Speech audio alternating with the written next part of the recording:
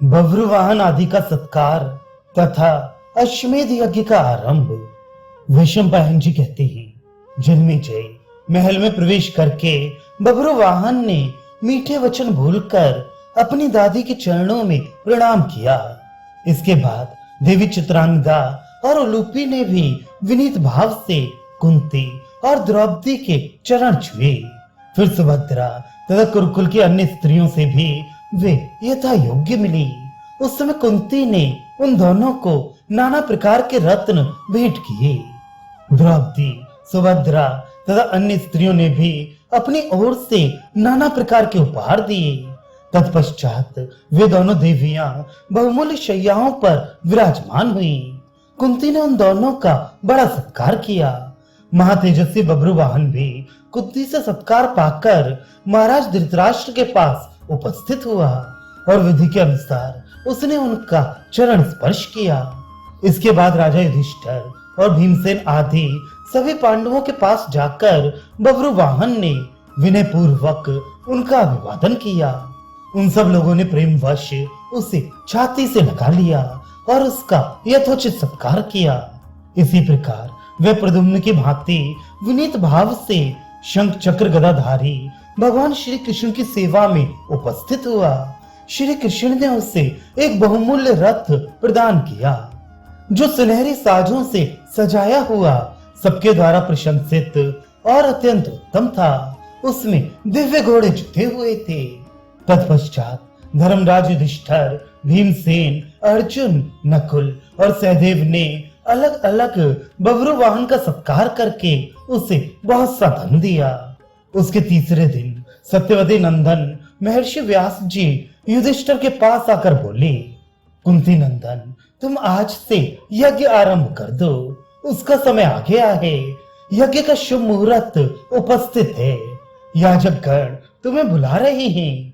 तुम्हारे इस यज्ञ में किसी बात की कमी नहीं रहेगी।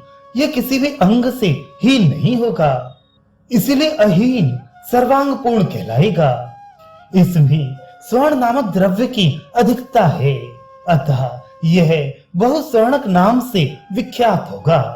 महाराज, यज्ञ के प्रधान कारण ब्राह्मण ही हैं, इसलिए तुम उन्हें तिगुनी दक्षिणा देना। ऐसा करने से तुम्हें 3 अश्वमेध यज्ञों का फल प्राप्त होगा और तुम ज्ञातिवध के पाप से भी मुक्त हो जाओगे। इस यज्ञ के अंत में जो तुम्हें अव्रत स्नान करने का अवसर मिलेगा वह परम पवित्र और पावन बनाने वाला है।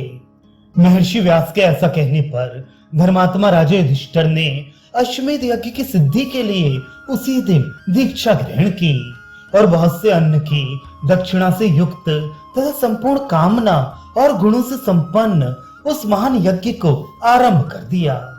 उसमें वेदों की ज्ञाता और संपूर्ण विधियों के जानने वाले याचकों ने ही सब कर्म कराए।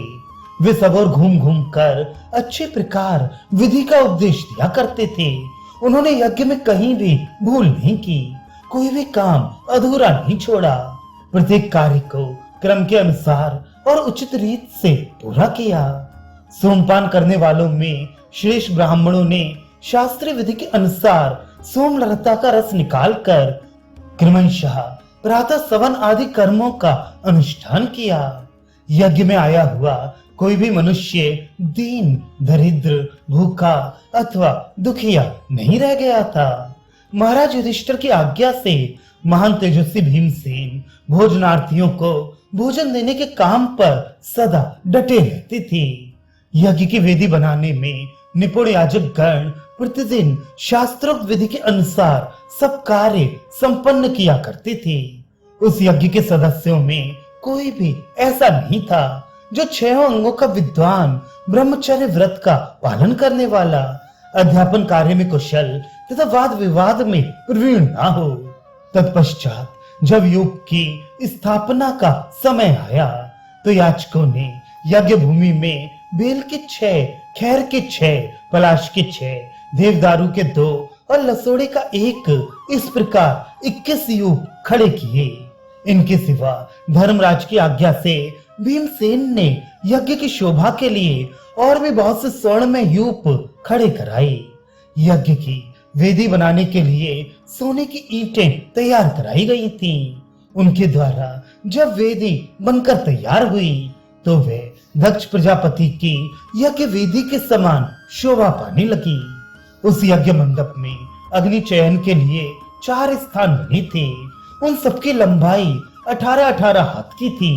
उनका आकार गरुड़ के समान था, जिसमें सोने के पंख लगे हुए थे। उन वेदियों पर त्रिकोण कुंड बने हुए थे।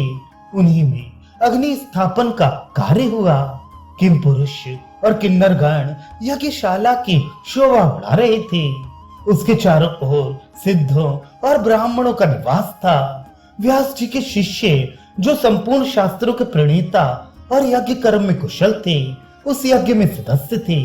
देवऋषि नारद, तुम्बरु, विश्वावसु, चित्रसेन तथा गान विद्या में प्रवीण दूसरे गंधर्व भी वहां मौजूद थे। नाचने और गाने में कुशल गंधर्व लोग प्रतिदिन यज्ञ कार्य संपन्न होने के बाद अपनी कला के द्वारा ब्राह्मणों का मनोरंजन करते थे।